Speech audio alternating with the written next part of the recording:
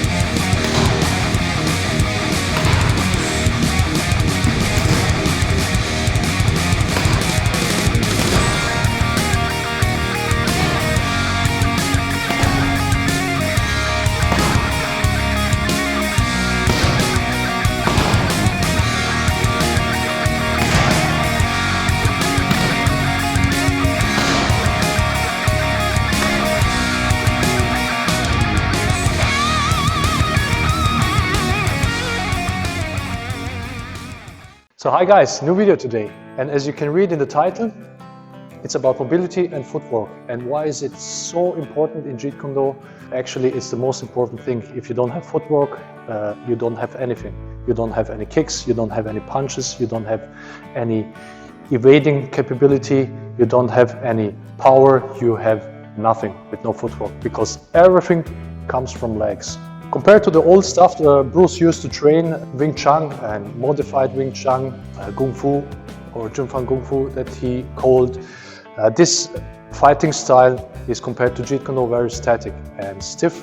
And Bruce eventually went away from that and went more towards fencing and boxing, especially considering the footwork. Like I mentioned in some of my earlier videos, the older things Bruce used to train were more static, where you're standing pretty much flat and then you're doing some kinds of trapping techniques, blocking, pulling or pushing with your hands, and not using much of footwork. Of course, there was also a footwork, but not to the extent Bruce used footwork in the late Jeet Kune, because there's really no comparison. In comparison to the later stuff, the older stuff is really stiff and very much nailed on the ground, so to say. Many people don't like to hear this, but this is how it is. The footwork and mobility in Jeet Kune is so important. So if you don't have the right footwork, you can't deliver your punches, you can't deliver your kicks, and you can't even evade properly,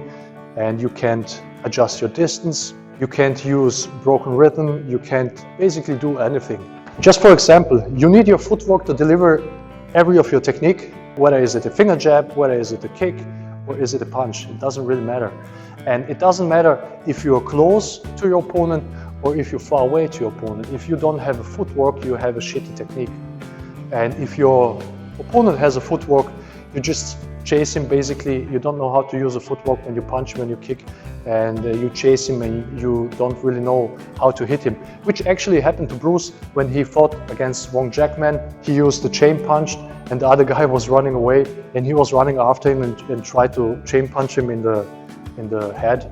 He just punched his hands to the blood on the backside of the head of this guy. And he was very unlucky how this went, and this was like a turning point for Bruce.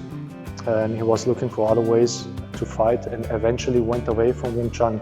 Again, people don't like to hear this, but I don't care. So that's how it is. It's like historical fact. And why is in Jeet Kune footwork so much important? It doesn't matter what distance it is. You need your footwork to close the gap, to deliver power, to angle off if you need. In Bruce's older stuff, you were most of the time in front of the opponent. Maybe you tried to turn him, but in Jeet Kune you're using your footwork a lot to angle off and to go to the side and attack him at the same time. Just to give you an idea how this would look like on the pads. For example, if you have a guy on guard and he is keeping the distance to his opponent, so you don't want to stay just this close to your opponent so you just can't punch without using footwork. You never want to stand this close. So you want to keep your distance. So the opponent, if he attacks you or if he is going to kick you, he has to make a step. That's why you have to learn to attack him and making a step. So the distance is there. So here's the step in and punch. Okay. Okay, so and as you can see, he's using footwork to regain his earlier position. Okay, if he would continue to attack, he would just continue to attack. If he's finished with his attack, he regains his position. Okay, and always he's using his footwork. So he is a moving target. When he is angling off, he can angle off when he is attacking or when he is evading. In this case, he would attack and he would angle off and go to the side. Okay, so you can do all this on the pads, which I'm not going to explain in the detail. You learn this in our classes, or you can also look for other groups of ours. And you can also angle on the other side.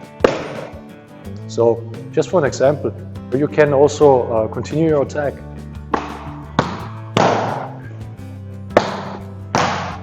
Yeah. You can use your back fist, or you can use your left as well. Just for an example. So you're not always in front of your opponent. Okay, that's really, really important. So the opponent, when he tries to stick to you, just for an example, if he punches and I go here and I want to stick to him and wants to trap him, so he can angle off and he can go either this way or go this way and attack me further.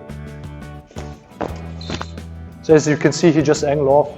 If I tried to stick to him, and then he uses his other hand and angles off, and he just goes around me, and I would try to chase him if I would do like more static things, which doesn't really work. That's the reason when you see Wing Chun guys and boxers fight each other, the boxers just crush the guy because they are attacking from different angles. Even if they are static, they can attack from different angles. But you can also move from different angles and move beside the opponent. This is really important to understand how later Jeet Kune works. Much different than the earlier stuff. The earlier stuff is so much static in comparison to this. Same with the kicks. If the guy is in on guard and he wants to kick, and he can come in and he keeps his distance also with a side kick. And then when he continues to kick, he can continue to kick. When he is finished, he can go back, or he can, if he hits the guy in the groin, his hand goes down, then he kicks him and he can back fist him. And also all the time using a footwork. You see? So it's all with the footwork. And also when you use your footwork, you use your legs, you turn your body and you put your body weight in your punches, also in your kicks, by using the footwork, not only using the hands. It's really important. Same as you need the footwork when you evade punches. For example, if the guy comes and he punches and you evade to the side, you slip the punch, you use also footwork. Sometimes you can do it static, but the problem is when you do it static, you didn't move. So you're at the same position. But when you move, you can move also to the side, and then you angle again off. Or maybe it's the left, maybe it's also the left punch. Then you also move here, and then you're on his side, you angle off. It doesn't matter what attack it really is, okay? This can be also Wing Chun type of attack. You can do the same. The guy comes with a Wing Chun type of attack, and you can go here and angle off. When he tries to turn, he needs too much time.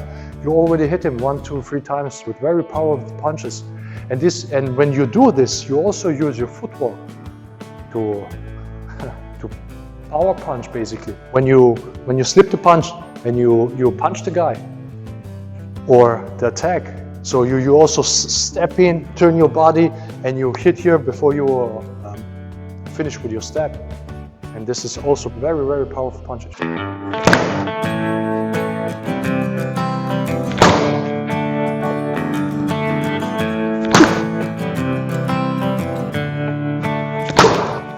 Or so same is with the right hand.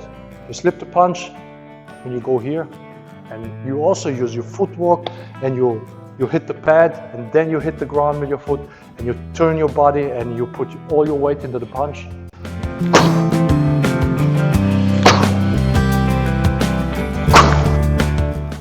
So you can go here and you can continue here. It depends how he acts when he gets hit. So you attack into his technique. It's like during his attack. When you intercept, then you got the guy just the moment he shifts his weight. But you also need the footwork for this, because static, this doesn't work. It doesn't work static.